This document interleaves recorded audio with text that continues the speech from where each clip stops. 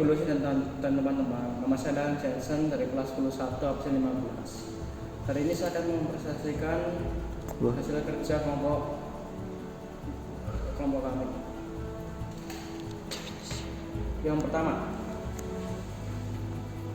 definisi energi yang tidak terbarukan adalah energi yang dihasilkan oleh sumber energi yang ketersediaannya terbatas di alam dan membutuhkan waktu sangat lama untuk terbentuk kembali, bahkan jutaan tahun. Contoh jenis sumber energi yang tidak terbarukan: 1. Batu bara, 2. Bensin, 3. LNG. Tujuan analisis untuk memahami keterbatasan sumber energi yang ada sehingga penggunaannya dapat dikelola dengan lebih efisien. Untuk melakukan perencanaan energi jangka panjang untuk memenuhi kebutuhan energi di masa depan. Sumber energi LNG. Proses pembentukan: ekstraksi gas alam. Gas alam diambil dari dalam bumi melalui sumur bor. Permunian. Gas alam dibersihkan dari kotoran seperti air, karbon dioksida, dan sulfur. Pendinginan. Gas alam yang sudah bersih didinginkan hingga suhu sekitar minus 192 derajat. Pada suhu ini, gas alam akan berubah menjadi cairan. 4. Penyimpanan. LNG yang sudah cair disimpan dalam tangki khusus yang sangat dingin. 5. Yang terakhir, LNG dapat menggunakan kapal tanker khusus yang dilengkapi dengan isolasi yang sangat baik. Sumber energi LNG sebagai bahan bakar pembangkit listrik. Dampak positifnya: efisiensi tinggi, lebih bersih dibanding batu bara atau minyak. Dampak negatifnya: emisi karbon dioksida terpakai memerlukan infrastruktur mahal. Sumber energi batu bara. Proses pembentukannya: 1. Pengendapan tumbuhan. Dimulai dari tumbuhan yang hidup di daerah rawa. Setelah mati, tumbuhan ini tertimbun oleh lapisan tanah pembentuk. 2. Pembentukan gambut. Tersisa tumbuhan mengalami dekomposisi, bagian dan membentuk proses gambut. Gambut adalah bahan organik berwarna seperti hitaman dan dibakar. 3. Pembataraan. Lapisan gambut tertimbun oleh sedimen lain dan mengalami tekanan dan suhu yang semakin tinggi. Proses ini mengubah gambut menjadi batu bara.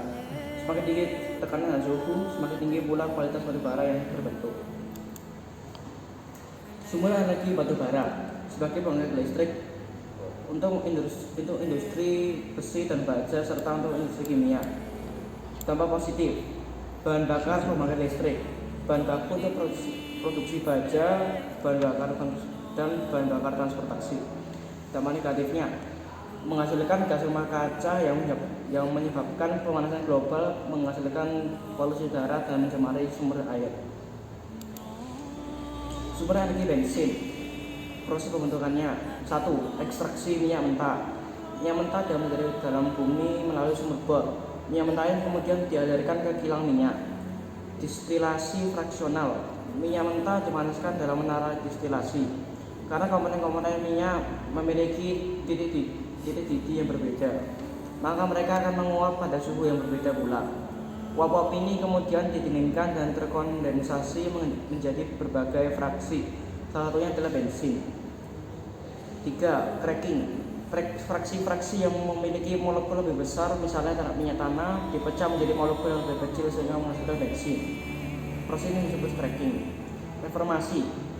Beberapa komponen bensin diubah strukturnya melalui proses reformasi untuk meningkatkan kualitas oktan. Kualitas oktan yang tinggi membuat bensin lebih tahan terhadap detonasi. Pencampuran yang additif. Berbagai fraksi bensin yang dihasilkan kemudian dicampur untuk mendapatkan kualitas bensin sesuai dengan standar. Selain itu, berbagai aditif ditambahkan untuk meningkatkan kinerja dan mengurangi emisi. Sumber energi bensin sebagai bahan bakar kendaraan. Dampak positifnya: sumber energi mudah digunakan dan tersedia luas. Dampak negatifnya: polusi udara, emisi gas rumah kaca, dan ketergantungan bahan bakar fosil. Berikut adalah tabel. Yang pertama, LNG. Penggunaannya: digunakan berbagai keperluan seperti bahan bakar kendaraan, pembangkit listrik, dan bahan baku industri. Manfaatnya: dapat digunakan sebagai bahan bakar mesin kapal. Kedua, dapat digunakan sebagai bahan bakar mesin pertambangan dan industri. 3. Dapat digunakan sebagai bahan bakar PLTT.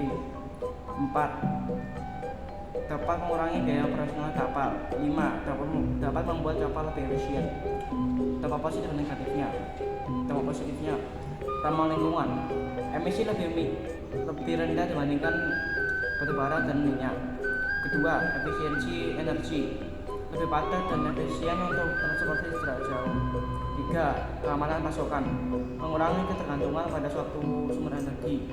Keempat, polusi lokal berkurang, pembakaran lebih bersih.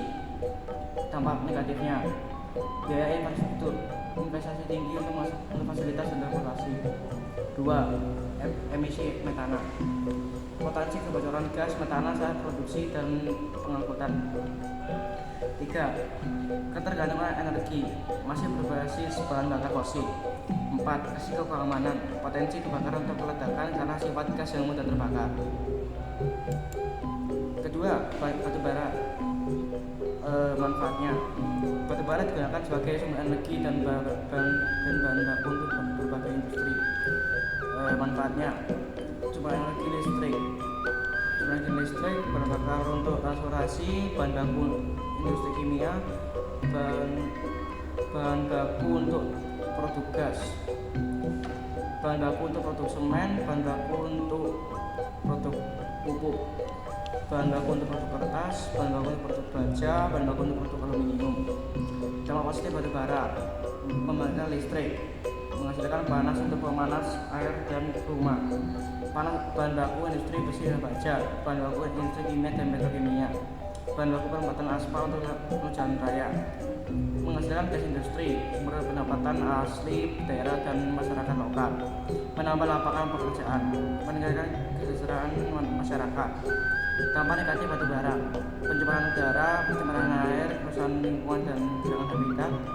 Dampak kesehatan manusia, perubahan bentang alam, penurunan subur tanah, penurunan kualitas air, penurunan kualitas udara. Ketiga, bensin. Penggunaannya sangat penting karena mendukung mobilitas yang mempermudah kehidupan sehari-hari, seperti transportasi barang dan orang yang berkontribusi pada kelancaran aktivitas ekonomi, perdagangan, dan sosial.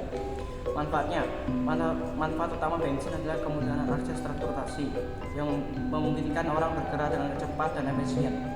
Ini juga mendukung sektor industri dan perdagangan, serta menyediakan pekerjaan di sektor energi dan otomotif. Dampak positifnya, bensin mendukung mobilitas yang efisien, mempermudah pergerakan orang dan barang, serta meningkatkan produktivitas sektor industri dan perdagangan. Infrastruktur bensin yang luas juga memudahkan akses energi di berbagai wilayah. Dampak negatif, pembakaran bensin menghasilkan polusi udara seperti karbon dioksida dan nitrogen oksida yang berkontribusi pada pemanasan global, perubahan iklim, dan masalah kesehatan seperti gangguan pernapasan. Selain itu, proses pengeboran dan mengalaminya dapat merusak lingkungan, mencemari tanah dan air, serta mengancam keanekaragaman hayati. Ketergantungan pada bensin juga mengarah pada eksploitasi sumber daya alam yang terbatas, yang dapat menambah ketidakpastian energi di masa depan. Solusi untuk mengurangi dampak negatif dari penggunaan energi tidak terbarukan: berpindah ke energi terbarukan, gunakan lebih banyak energi dari sumber terbarukan, contohnya matahari, angin, atau hidro yang lebih ramah lingkungan dan berkelanjutan. Tingkatkan efisiensi energi, gunakan teknologi yang lebih efisien seperti penggunaan listrik gas yang lebih bersih dan kendaraan yang energi termasuk kendaraan listrik. 3. Teknologi penangkapan karbon, terapkan teknologi untuk menangkap dan menyimpan CO2 dari pembangkit listrik dan industri untuk mengurangi polusi udara. Yang keempat, hemat energi. Kurangi konsumsi energi dengan kebiasaan hemat energi di rumah, kantor, dan kendaraan. Kelima, edukasi masyarakat. Tingkatkan kesadaran tentang pentingnya mengurangi ketergantungan pada bahan bakar fosil dan beralih ke solusi yang lebih ramah lingkungan. 6. Kebijakan yang mendukung. Pemerintah dapat memberikan insentif untuk energi terbarukan dan menerapkan pajak karbon untuk mendorong penggunaan energi bersih. Contoh implementasi di Indonesia, LNG digunakan untuk pembangkit listrik seperti di Bali dan juga diekspor oleh fasilitas di Bontang dan Arun untuk memenuhi kebutuhan global. Nomor 2, batu bara banyak digunakan untuk pembangkit listrik seperti di PLTU Suralaya dan juga diekspor ke berbagai negara seperti berbagai sumber energi utama mereka. Nomor 3, gunakan sebagai bahan bakar utama kendaraan motor di Indonesia dan disalurkan melalui jaringan PDU Pertamina di seluruh negeri. Ringkasan tentang dampak penggunaan energi tidak terbarukan. Penggunaan energi tidak terbarukan seperti minyak bumi, batu bara, dan gas alam memberikan dampak besar pada lingkungan dan kehidupan manusia. Pembakaran energi fosil menghasilkan emisi gas rumah kaca yang memicu perubahan iklim, polusi udara, dan kerusakan ekosistem. Selain itu, cadangan energi tidak terbarukan semakin menipis yang mengancam keberlanjutan kebutuhan energi di masa depan. Pentingnya menemukan alternatif energi yang ramah lingkungan.